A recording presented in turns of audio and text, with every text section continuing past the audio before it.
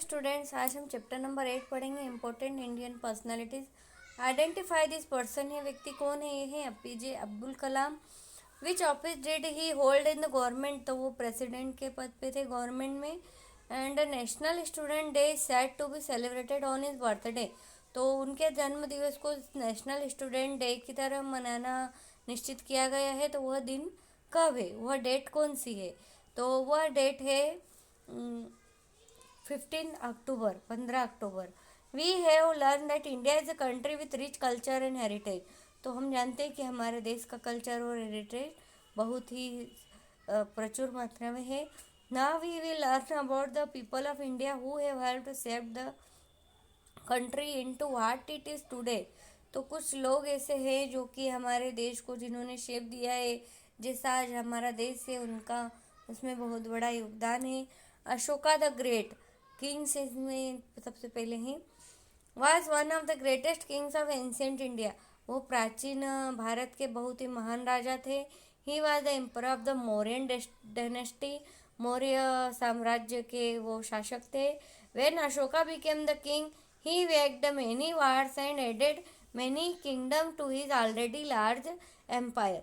तो जब अशोका जब राजा बने तो उन्होंने कई सारी लड़ाइयाँ लड़ी, उन्होंने जीती और कई सारे राज्यों को अपने राज्य में मिलाया, जो कि पहले से ही बहुत ही बड़ा एम्पायर था, उसको और बड़ा किया। After the Kalinga war, when he saw the number of people that were killed and wounded, he decided to give up the path of war and violence and become a follower of Buddhism. तो जब कलिंग युद्ध हुआ तो उन्होंने देखा कि कई सारे लोग मारे गए, उनकी जो दुख थी, उनकी पीड़ा उनसे देखी नहीं गई, और फिर उन्होंने पैथ ऑफ वार उन्होंने छोड़ दिया, मतलब युद्ध को, वायलेंस को उन्होंने छोड़ दिया और बुद्धिज्म को उन्होंने मतलब अपना लिया, बौद्ध धर्म अपना लिया। Ashoka went on to carry out a number of steps to make the lives of his subject better. तो उन्होंने कई सारे ऐसे कार्य किए जिससे कि उनके जो जनता था, जो उनके राज्य की जनता थी, उनका जीवन अच्छा बन सके। He constructed many shelters. कई सारे शेल्टर्स बनाए, हॉस्पिटल बनाए, रोड बनाए, common people of his country, जो उनके आम जनता थी उनके लिए। He also had the principal of Buddhism inscribed on many pillars and rocks known as Ashoka pillar and rock edicts. तो उन्होंने कई सारे जो थे पिलर, उन पे जो बौद्ध धर्म के कुछ अच्छी अच्छी बातें उन पे लिखी गई, जो कि अशोक स्तंभ, रॉक एडिक्ट्स ऐसे उन्हें जाना जाता है। तो अशोका का एक संस्कृत वर्ड है जिसका कि मतलब है नो सॉरो, यानी जिसको दुख न हो, जिसको शोक न हो, है ना, वह Ashoka. Krishnadevaraya was the emperor of Vijayanagar. Vijayanagar के ये राजा थे जो कि साउथ इंडिया में है। Not only he has great ruler and warrior, he was a poet as well as scholar. तो वह कवि थे, स्कॉलर थे। Under his rule foreign trade with the Portuguese flourished. तो पोर्तुगीज लोगों ने उनके राज्य में जो थे वो व्यापार करते थे। He was the greatest king of South India. वह साउथ इंडिया के राजा थे। During his region he improve the irrigation system in his kingdom. Irrigation system यानी जो पानी देने का खेतों में, उन्होंने उस सुविधा को डेवलप किया। बाय बिल्डिंग डैम्स बनाए, नहरें बनाई। He won most of the wars, he waged and expanded his kingdom vastly. उन्होंने कई सारे युद्धों को जीता और अपने राज्य को एक्सपेंड किया, उसका विस्तार किया। As a ruler he was loved and admired by his people. तो वह बहुत ही ऐसे शासक थे जिनको उनकी जनता प्यार करती थी, उनकी मतलब प्रशंसा करती थी। ठीक है। रिलीजियस रिफॉर्मर यानी जो धार्मिक प्रचारक थे। Kabir was a religious reformer who was born in the 16th century. Kabir एक धार्मिक प्रचारक थे जो उनका जन्म 16वीं शताब्दी में हुआ था। Kabir was a poet who wrote many poems that talk about the worshipping only one God who had no form। तो कबीर ऐसे कवि थे जो कि पोएम लिखते थे जिन और वो भगवान को मतलब ऐसे उनकी पोएम्स में ये बातें होती थी कि अब भगवान एक है और जिसका कोई फॉर्म नहीं है। He has spread the message of peace and harmony. उन्होंने शांति और सौहार्द की भावना का संदेश सबको दिया। Kabir wrote 2 line poem called dohas. तो कबीर ऐसी पोएम लिखते थे जो दोहा होती थी, जिनमें 2 लाइन्स में बातें कही होती थी, और डेवोशनल सॉन्ग होते थे जैसे bhajan. Kabir also proclaim that everybody is equal and spoke against the evil of the caste system. तो वो हमेशा कहते थे कि हर कोई सब समान है, और इविल सिस्टम जो जातिवाद इन सब का वो विरोध करते थे।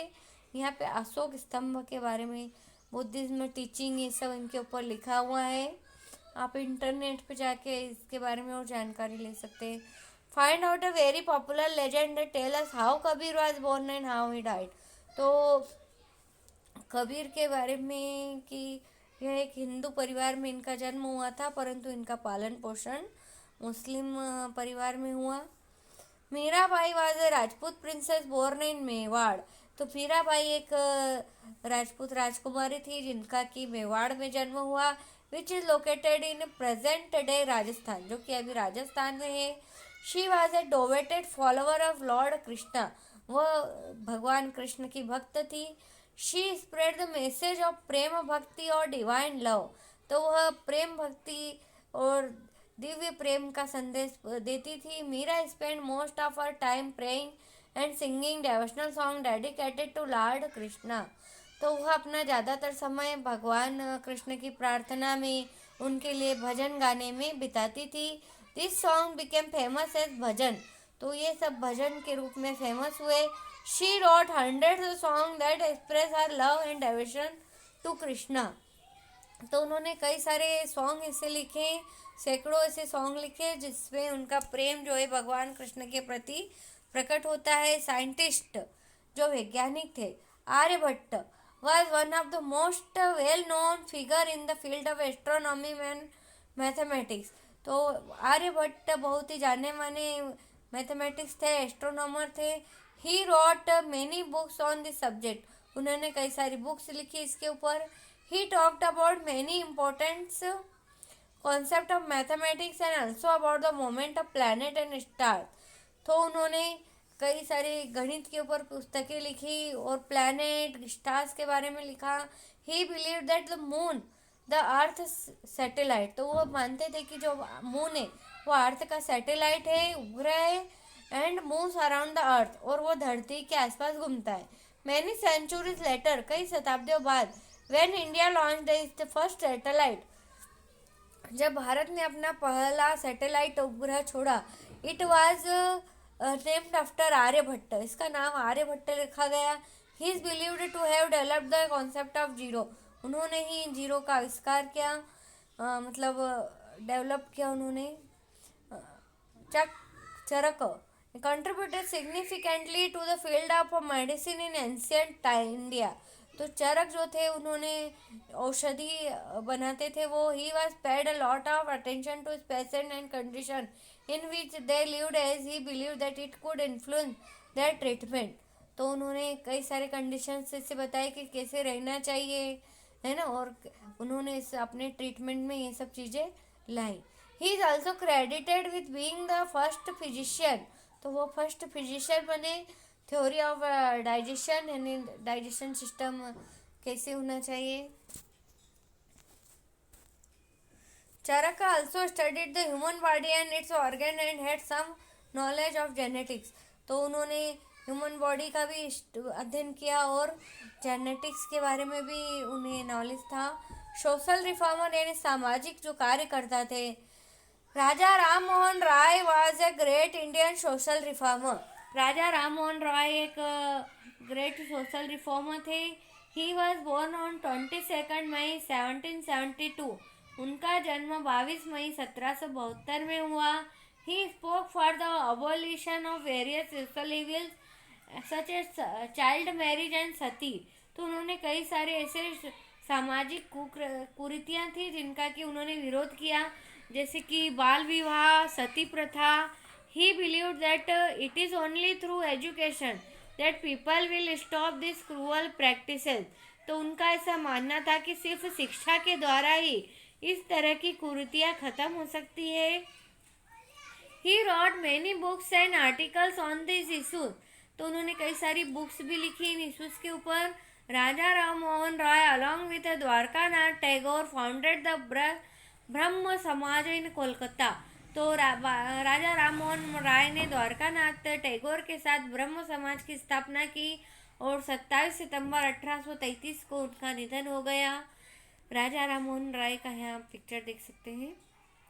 Syed Ahmad Khan was born on 17 October 1817 in Delhi. Syed Ahmad Khan का जन्म 17 अक्टूबर 1817 में दिल्ली में हुआ। During the British period in India, तब भारत में ब्रिटिश पीरियड चल रहा था। Syed Ahmad Khan wrote about the shortcomings of the British. तो उन्होंने लिखा कि मतलब ब्रिटिश के क्या आने से उन्हें क्या नुकसान हो रहा है। He was also religious activist and wrote books on the teachings of Quran. तो वह धार्मिक प्रचारक भी थे। उन्होंने कुरान की जो टीचिंग्स है उसके बारे में लिखा, जो कि मुस्लिम की धार्मिक पुस्तक है। He made significant contribution to the field of education by setting up schools at Moradabad and Ghazipur. तो उन्होंने शिक्षा के क्षेत्र में क्या योगदान दिया, उन्होंने गाजीपुर में मुरादाबाद में स्कूल से ओपन किए।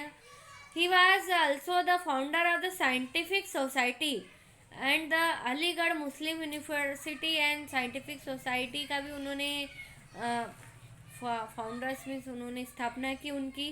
Syed Ahmad Khan organised the all India Mohammedan educational conference annual to promote the cause of education of Muslim. तो उन्होंने मुस्लिमों को शिक्षा मतलब जिससे कि मुस्लिम भी शिक्षा के क्षेत्र में आए, उन्होंने All India Mohammedan educational Conference हर साल वो करते थे। Remember great man and women who have contributed to the society are known as reformer. तो जो महान व्यक्ति हुए हैं उनको रिफॉर्मर्स के नाम से जाना जाता है। प्रचारक, सोशल धार्मिक प्रचारक या सोशल जो समाज सुधारक थे। अशोका, कृष्णदेव राय, कबीर, मीराबाई, आर्यभट्ट, चरक, राजा राम मोहन राय एंड सैयद अहमद खान। इंडिया की प्रोग्रेस में इन लोगों ने कई सारे योगदान दिए। Fill in the blanks. Ashoka spread the message. Ashoka ने कौन से धर्म का प्रचार किया? Buddhism. Aryabhata was a well known. Aryabhata क्या थे? Astronomer. Kabir was a religious reformer, है ना, धार्मिक प्रचारक थे। Okay. Ashoka belong to the. Ashoka कौन से डायनेस्टी थे? Maurya. Aryabhata wrote book on this two subject. कौन कौन से सब्जेक्ट पे उन्होंने आर्यभट्ट ने बुक लिखी थी? Astronomy and mathematics. Emperor Ashoka belong to this dynasty. Maurya dynasty से थे वो। Rajput princess who was a devotee of Krishna. Rajput राजकुमारी जो कि भगवान कृष्ण की भक्त थी, Mirabai. Founder of Aligarh Muslim University, Syed Ahmad Khan. ठीक है, पोएम क्वेश्चन आंसर कॉपी में कर लेंगे। Look what are the reformer that you would like to make in your society. तो क्या है बदलाव, अगर आप अपनी सोसाइटी में क्या चेंजेस ला सकते हैं?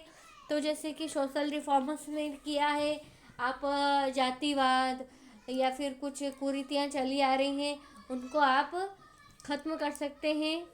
ठीक है, और अभी सबसे ज़्यादा रिफॉर्म तो ये है कि हमारे इन्वायरमेंट के बारे में लोगों को सचेत किया जाए। Who is the person in this picture? कौन है ये? मीराबाई है। इससे सोशल और रिलीजियस कैसे थी वो? समाज सुधारक थी या धार्मिक रिफॉर्मर थी? तो वो धार्मिक रिफॉर्मर थी। रिलीजियस मूवमेंट इससे बिलोंग, कौन से भक्ति मूवमेंट से वो बिलोंग करती थी, है ना। Okay, then next question answer कर लेते हैं। Okay, important Indian personalities. तो दोहा क्या होता है? Doha are 2 line poem. Who made Buddhism is state religion. तो अशोका ने बुद्धिज्म को अपना स्टेट रिलीजन बनाया। What is the Ashoka stambh? तो Ashoka stambh is the national emblem of India. It is a pillar of Sarnath. तो ये नेशनल एम्बलम है। Who is believed to have invented the zero. तो किसने जीरो का आविष्कार किया? तो वो थे Aryabhata. What are the contributions of Aryabhata in the field of science. तो आर्यभट्ट ने साइंस के फील्ड में क्या किया? As a scientist I believe that moon the earth satellite moves around the earth. तो वो मानते थे कि जो चंद्रमा है वह सैटेलाइट है अर्थ का। और कई शताब्दियों बाद जब इंडिया ने पहला अपना सैटेलाइट लॉन्च किया तो उन्होंने आर्यभट्ट नाम लिखा उसका, मतलब रखा गया। उन्होंने कॉन्सेप्ट ऑफ जीरो भी डेवलप्ड किया। Kabir is a religious reformer.